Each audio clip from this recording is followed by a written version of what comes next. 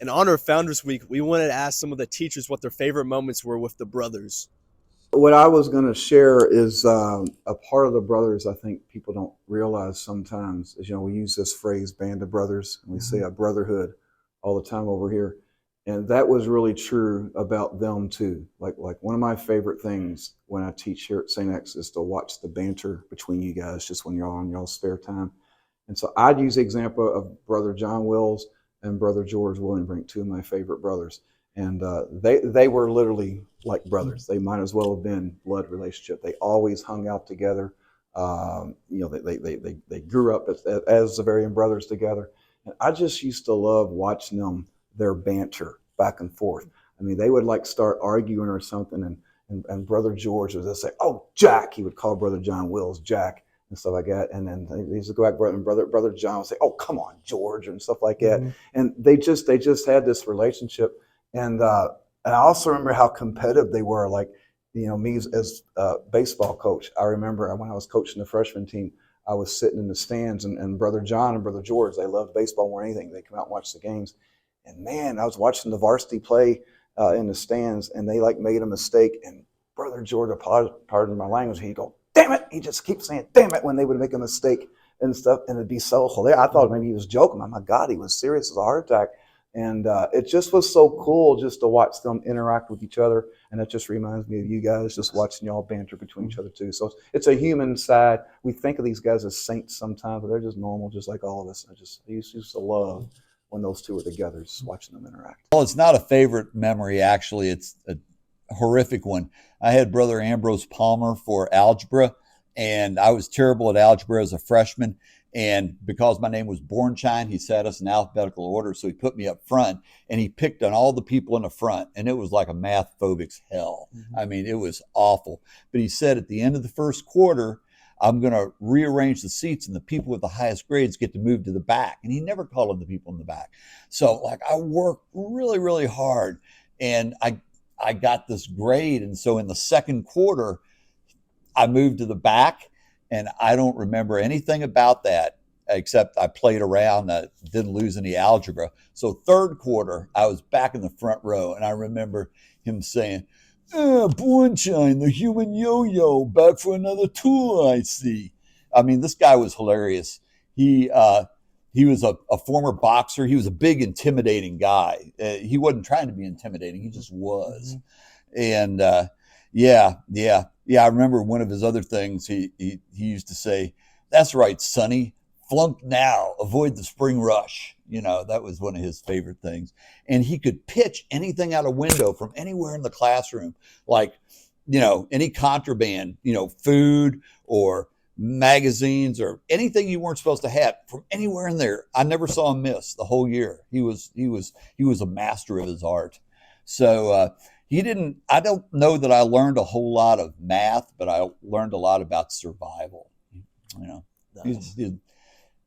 I'll never forget him, ever. My favorite experience with the brothers was actually not from my time at St. X. It was afterwards. Mm-hmm.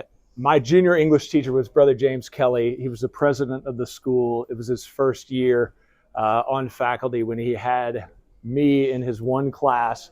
I was a disappointment to him, and I wasn't living up to my potential. He called me into his office several times and made me aware of this.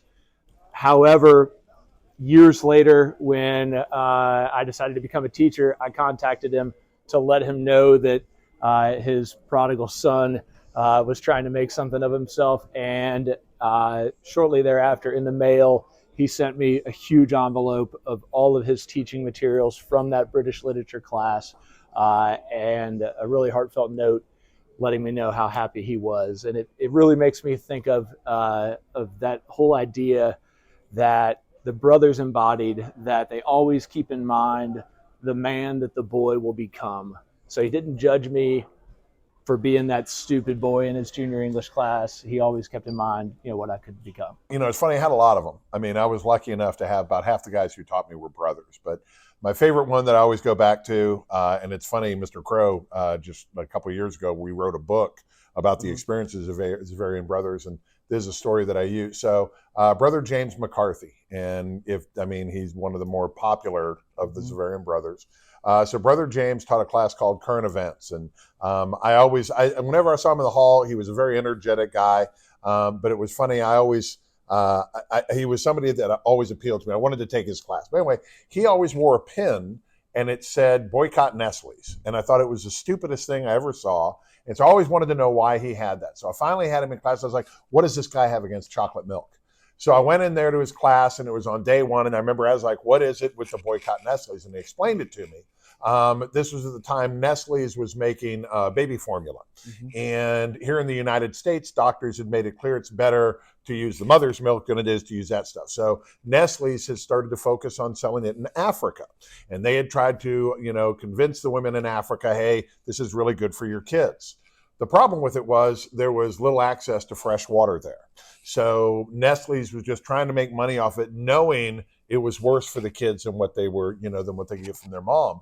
And I always thought that was like the first time in my life I really had kind of an epiphany moment of realizing what the real world was like. And sometimes companies did bad things, and again, that a chocolate company would do that. But it was the first big time in my life I really had that moment where I understood and appreciated that, and it's something that stuck with me forever. If you look at the mural up there that they have in the Borders area, there's a little picture of a guy sitting up there. That's Brother James McCarthy, short sleeve white shirt, black tie, horn rimmed glasses. He was a legend at St. X High School. And my favorite experience was the time that I was invited to go to Bruges in 2012 to work with the Xaverian brothers at an assembly.